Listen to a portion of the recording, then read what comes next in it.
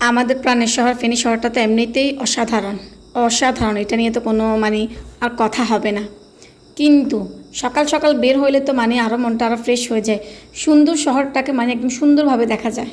আসসালামু আলাইকুম সবাইকে, সবাই কেমন আছেন? আশা করছি সবাই অনেক বেশি ভালো আছেন। আজকে সকাল সকাল বের হয়েছি, তো বের হওয়াতে অনেক কিছু দেখতে পাইছি যেগুলো তো আসলে রেগুলারই আমাদের ফেনীতে হয়, যে কোর্ট বিল্ডিংয়ে মাছের আড়তটা থেকে সবাই মাছ নিয়ে যায়। অনেক দূর দূর থেকে অনেকেই আসে ফেনীতে মাছ নেওয়ার জন্য, আর এখানে নাকি 4,000 5,000 একদম ক্যারেটে করে মাছ বিক্রি করে। আমি অনেক আগে একবার আসছিলাম এরকম সকাল সকাল, বাট আজকে একদম সুন্দরভাবে দেখতেছিলাম যে এত এত গাড়ি, ট্রাক, ভ্যান, তারপর সিএনজি, অনেকক্ষণ তো এখানে জেমেও ছিলাম। তো আপনারা অবশ্যই কমেন্ট করে জানাবেন যে আজকে কে কে এখান থেকে মাছ নিয়েছেন, বা কে কে ফেনী আড়ত থেকে এসে, কোর্ট বিল্ডিং আড়ত থেকে এসে মাছ নেন। এখন এইখানে দোয়েল চত্বরে এইখানেও মনে হচ্ছিল যে 1,000 2,000 মানুষ হবে, এত পরিমাণে ভিড় ছিল। এইটাও একদম 7টা 7:30 পর্যন্ত থাকে, এটাও শুনছি, বাট আমি কখনো চোখে দেখি নাই।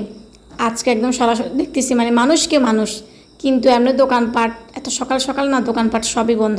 আর এইটা হচ্ছে দাউদপুর কাঁচা বাজার, এইখানেও সবসময় যাতায়াতের সময় দেখা হয়, বাট আজকে নিজের চোখে এখানেও দেখলাম মাছের আড়তের মতোই, যে শুধু মাছ খাবে মাছের আড়তে মানুষ, যে এইটাও না, এইটাও এই যে এখানে ট্রাক ভর্তি করতেছে, ভ্যান ভর্তি করতেছে, সিএনজি ভর্তি করতেছে, শুধু সবজি আর সবজি।